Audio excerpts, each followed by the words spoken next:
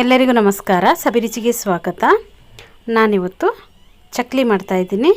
ತುಂಬಾ ಸುಲಭವಾಗಿ ತುಂಬಾ ರುಚಿಯಾಗಿರುವಂಥ ಚಕ್ಲಿಯನ್ನು ನಾವು ಮನೆಯಲ್ಲೇ ಈಸಿಯಾಗಿ ಮಾಡ್ಕೋಬೋದು. ಬನ್ನಿ ಇದನ್ನ ಹೇಗೆ ಮಾಡೋದು ಅಂತ ನೋಡೋಣ.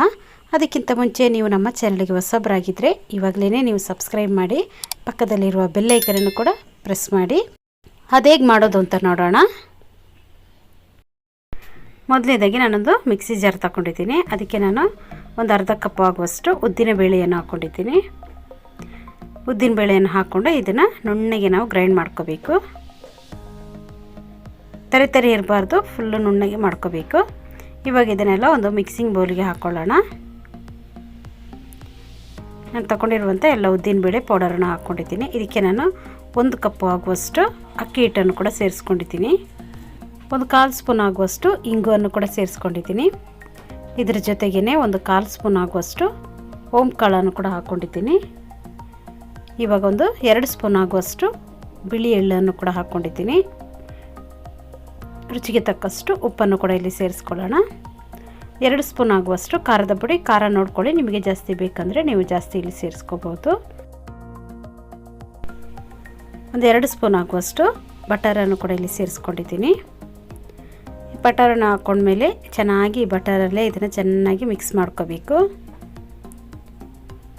ನೋಡಿ, ಈ ಥರ ಚೆನ್ನಾಗಿ ಮಿಕ್ಸ್ ಮಾಡ್ಕೊಳ್ಳೋಣ. ಇವಾಗ ನೀರೇನು ನೀವು ಹಾಕ್ಕೊಳ್ಳೋದು ಬೇಡ, ಹಾಗೆಯೇ ನೀವು ಚೆನ್ನಾಗಿ ಈ ಥರ ಕಲಿಸ್ಕೋಬೇಕು. ನೋಡಿ, ಕಲಿಸ್ಕೊಂಡೆಲ್ಲ ಆದಮೇಲೆ ಈ ಥರ ಉಂಡೆ ಕಟ್ಟುವಾಗ ಈ ಥರ ಕಟ್ಟಬೇಕು.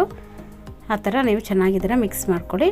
ಆಮೇಲೆ ನಾನಿಲ್ಲಿ 1 ಕಪ್ ಆಗುವಷ್ಟು ನೀರು ತಗೊಂಡಿದ್ದೀನಿ. ನಾನು ಬೆಚ್ಚಗಿರುವಂಥ ನೀರನ್ನು ನಾನಿಲ್ಲಿ ಉಪಯೋಗಿಸ್ಕೊಂಡಿದ್ದೀನಿ.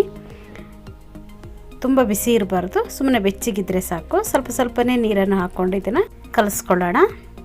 ನೋಡಿ, ನಾನು ಈ ಅದಕ್ಕೆ ಇದನ್ನು ಕಲಿಸ್ಕೊಂಡು ಇಟ್ಕೊಂಡು, ತುಂಬ ಗಟ್ಟಿನೂ ಬೇಡ, ತುಂಬ ಸಾಫ್ಟು ಬೇಡ, ಮೀಡಿಯಮಾಗಿ ಕಲಿಸ್ಕೊಂಡ್ರೆ ಸಾಕು.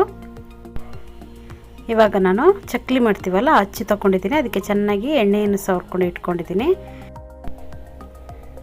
ಕಲಸಿ ರೆಡಿ ಮಾಡಿ ಇಟ್ಕೊಂಡಿದ್ದೀನಲ್ಲ ಹಿಟ್ಟು, ನಾನು ಅದನ್ನು ನೋಡಿ ಇದರೊಳಗಡೆ ಹಾಕ್ಕೊಳ್ತಾ ಇದ್ದೀನಿ. ಅರ್ಧ ಭಾಗದಷ್ಟು ಹಿಟ್ಟನ್ನು ನಾನಿಲ್ಲಿ ಹಾಕ್ಕೊಂಡಿದ್ದೀನಿ.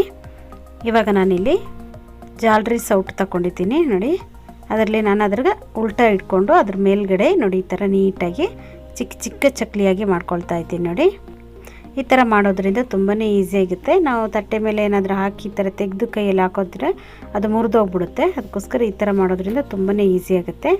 ಎಣ್ಣೆಯನ್ನು ಕೂಡ ಚೆನ್ನಾಗಿ ಬಿಸಿಯಾಗಿದೆ. ನೋಡಿ, ನಾನು ಎಲ್ಲವನ್ನು ಇದೇ ಥರ ಫ್ರೈ ಮಾಡಿ ತೆಕ್ಕೊಂಬಿಡ್ತೀನಿ. ತುಂಬಾ ಸುಲಭವಾಗಿ ಮಾಡ್ಕೋಬೋದು. ಈ ಚಕ್ಲಿ ಅಂತೂ ತುಂಬಾ ಟೇಸ್ಟಿಯಾಗಿರುತ್ತೆ. ನೀವು ಒಮ್ಮೆ ಇದನ್ನು ಟ್ರೈ ಮಾಡಿ. ಎಲ್ಲವನ್ನು ಇದೇ ಥರ ನಾವು ಕರೆದು ತಗೊಂಡ್ಬಿಡೋಣ. ಈ ಚಕ್ಲಿಯನ್ನು ನಾವು ತುಂಬಾ ದಿಢೀರಂತ ಮಾಡ್ಕೋಬೋದು, ತುಂಬಾ ಬೇಗ ಮಾಡ್ಕೋಬೋದು. ಒಂದು 10 ನಿಮಿಷದಲ್ಲೆಲ್ಲ ನಾವು ಇದನ್ನು ರೆಡಿ ಮಾಡ್ಕೋಬೋದು. ನೋಡಿ, ಇವಾಗ ಇದು ಚೆನ್ನಾಗಿ ಫ್ರೈ ಆಗಿದೆ. ನೋಡಿದ್ರಲ್ಲ ಎಷ್ಟೊಂದು ಈಸಿಯಾಗಿ ನಾವು ಗರಿಗರಿಯಾದ ಚಕ್ಲಿಯನ್ನು ಮನೆಯಲ್ಲೇ ರೆಡಿ ಮಾಡ್ಕೋಬೋದು ಅಂತ. ಈ ವಿಡಿಯೋ ನಿಮಗೆ ಇಷ್ಟ ಆದರೆ ಲೈಕ್ ಮಾಡಿ, ಶೇರ್ ಮಾಡಿ, ಸಬ್ಸ್ಕ್ರೈಬ್ ಮಾಡಿ. ವಿಡಿಯೋ ನೋಡಿದ್ದಕ್ಕಾಗಿ ಧನ್ಯವಾದಗಳು. ನಾನು ಸಬಿ.